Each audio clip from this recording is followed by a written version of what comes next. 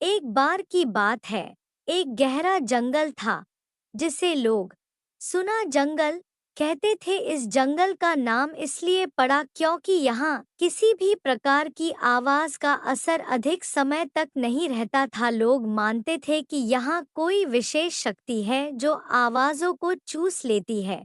जंगल के बीच एक छोटा सा गांव था जिसका नाम निर्मलपुर था। गांव के लोग इस जंगल से डरते थे क्योंकि कहानियां सुनने में आती थी कि जो भी जंगल में गया वह वापस नहीं आया। लेकिन इस गांव में एक लड़का था जिसका नाम आरव था। आरव बहुत समझदार और साहसी था। उसने अपने दोस्तों से सुना था कि जंगल के अंदर एक पुराना खजाना छिपा हुआ है। एक दिन आरव ने फैसला किया कि वह जंगल की ओर जाएगा।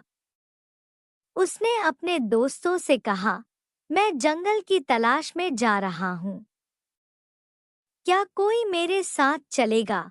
सभी दोस्त डर से मना कर दिए, लेकिन आरव ने ठान लिया कि वह अकेला ही जाएगा।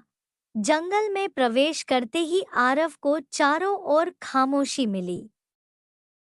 पहले तो उसे डर लगा, लेकिन धीरे धीरे उसका डर कम होने लगा। उसने देखा कि इस जंगल का माहौल कितना अलग है। पेड़ों के बीच एक शांति थी।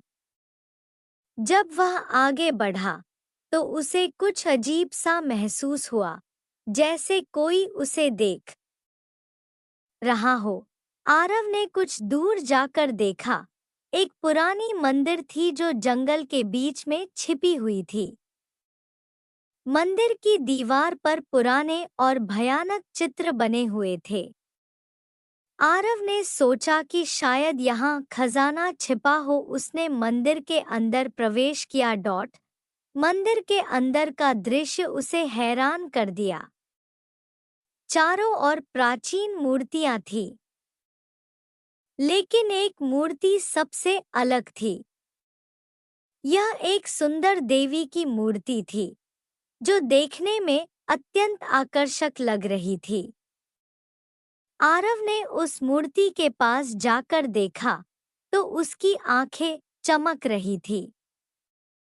जैसे ही उसने मूर्ति को छुआ, उसे एक भयानक आवाज सुनाई दी, तुमने मेरे आशीर्वाद को प्राप्त किया है, लेकिन इसकी एक शर्त है।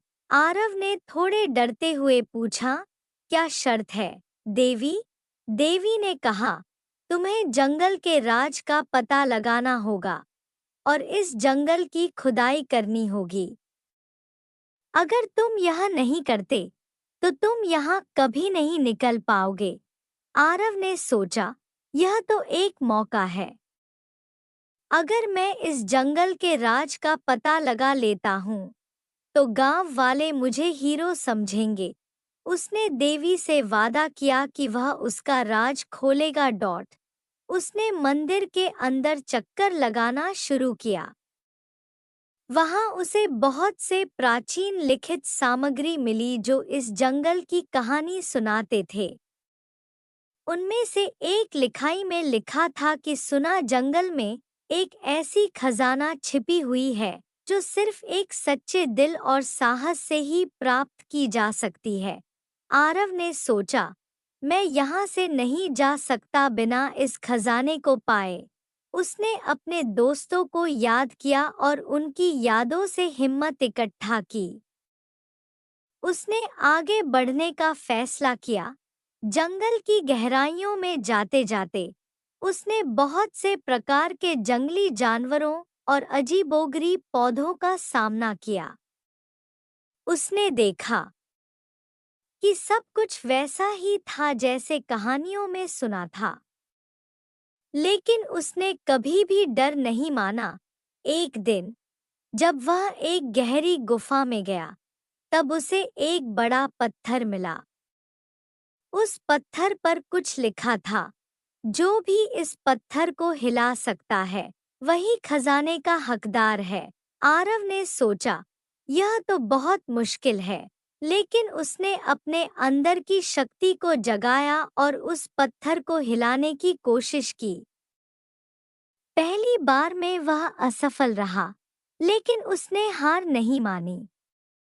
उसने एक बार फिर कोशिश की और इस बार पत्थर हल्का सा हिला।